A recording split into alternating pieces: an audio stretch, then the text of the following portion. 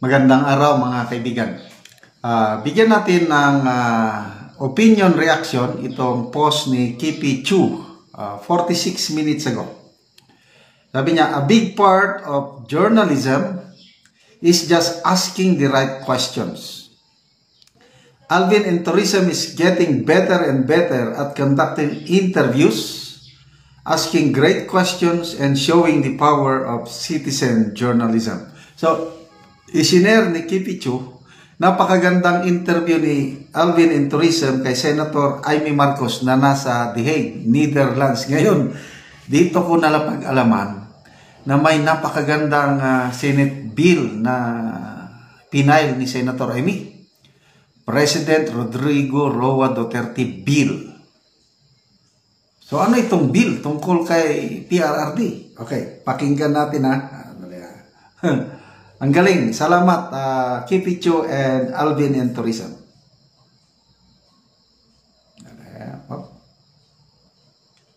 Kasi magbabago ang ombudsman, ikinakabat. Kailan po kayo dumating as senator? Ngayon na ngayon, galing sa Alfrano. Okay ba? Gusto ko lang maki-extra dito, kumustahin kayo bago ako umuwi. At pinuntahan ko ating mga kababayan, mga kaigan ko ng mga Ilocano, mga Waray, mga Bisaya sa UK at pati na rin sa Italy. Napakaraming po nila at iba't iba yung problema nila. Pero in the meantime, nag-umpisa na tayo magpila ng iba't ibang mga batas sa Senado. Siyempre, yung mga priority bills ko, pero maliban doon, may bago akong bill, ang President Rodrigo Roa Duterte Bill, which is SBN 552, at ito ang nagpaparusa at ginagawang krimen, ang extraordinary rendition. Hindi na dapat maulit ito nangyari kay Presidente, na kinidnap siya at dinala rito sa ibang bansa. At papatawan natin ng parusa. Wala tayong masasabi dahil yung ICC ang may proseso sila na kanila, pero para sa atin sa Pilipinas, labag din sa ating batas ang nangyari. Kaya kailangan managot. Ikalawa, may ombudsman case na nakatenga. Yun nga lang, naghihintay ako sana tapusin kasi magbabago ang ombudsman. Kinakabahan ako, baka hindi na dinggin. Ganun pa man, dalhin natin yung kaso at prosigin natin para managot ang talagang nagputos nitong kababalaghan. Ano yung mga nag-hear po? I don't know yet. Okay. Inisipin ko siya sa Saturday. Alam mo naman, backup dancer lang ako.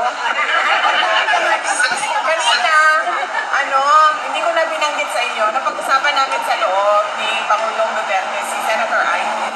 Kasi binanggit ko sa kanya na nandito si Senator Amy, and nag-request din siya ulit sa ICC through the lawyer kung pwede ba siyang makapasok doon. At tinanong ako ni Pangulong Duterte kanina kung bakit daw gusto pumasok ni Senator Amy. Sabi ko, baka gusto ka kausapin. Sabi niya, ano naman sasabihin niya? Sabi ko, well, hindi ko alam. Sabi niya, pareho kayo na sinasabi politika yung lahat sa all politics. Politika yung lahat sa all politics. And then sabi niya na, I believe that she is sincere with her friendship with you. Sa akin daw, oo. Kasi sabi niya, pwede naman siya hindi makipagkaibigan sa iyo pero nakikipagkaibigan siya sa iyo. Sabi niya, yun ang nabanggit niya. Okay. So, unahin natin yung Rodrigo Roa Duterte Bill. To me, napakagandang bill yan para hindi na maulit yung nangyari kay Tatay Digong ng isang Pilipino yung extraordinary rendition yung ginawa.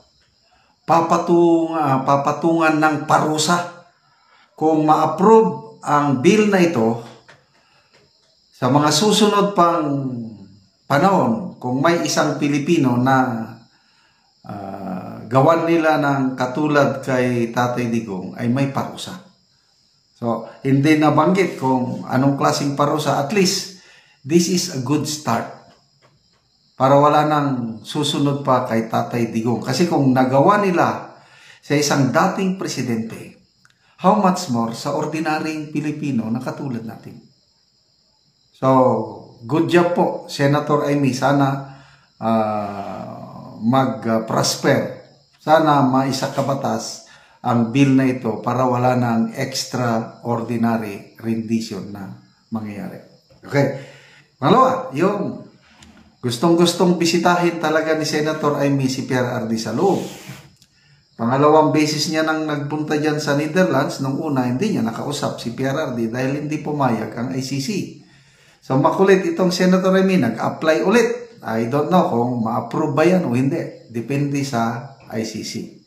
But ang nakakatuwa dyan, yung sabi ni PRRD, take note, sa mga alanganin kay Senator Amy. Kasi sinasabi ng iba na mangga si Amy. Ano yung mangga? Manggagamit ba? Ginagamit lang mga Duterte, ginagamit lang si VP Sara. Ano sabi ni PRRD?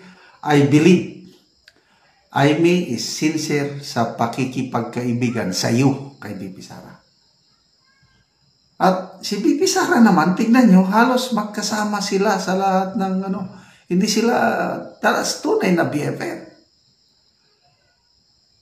Ako, may tiwala ako kay VP Sara kung sino yung kaibigan niya, ay talagang kaibigan.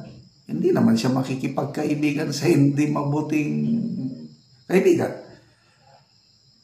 So ako, buo ang tiwala ko sa friendship ni VP Sara at Senator Amy. Inaamin ni Senator Amy, nagkamali siya.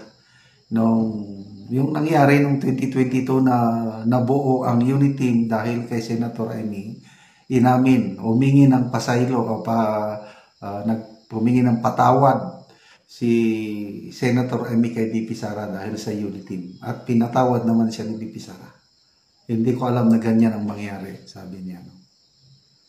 So,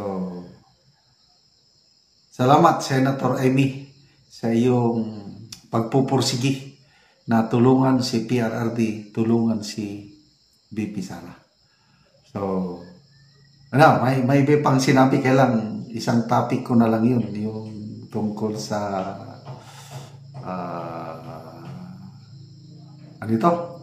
Senate hearing, yung coke overdose, nabanggit din yan. Okay. Salamat mga kaibigan sa inyong pagsubaybay sa ating channel. Nakakatulong kayo ng malaki sa tribong Talandig ng Bukidnon dahil ang sweldo natin sa channel na ito, pantulong sa tribo. Sa ngayon, namimigay tayo ng mga livelihood assistance sa tribo, nagpapatanim ng sayote,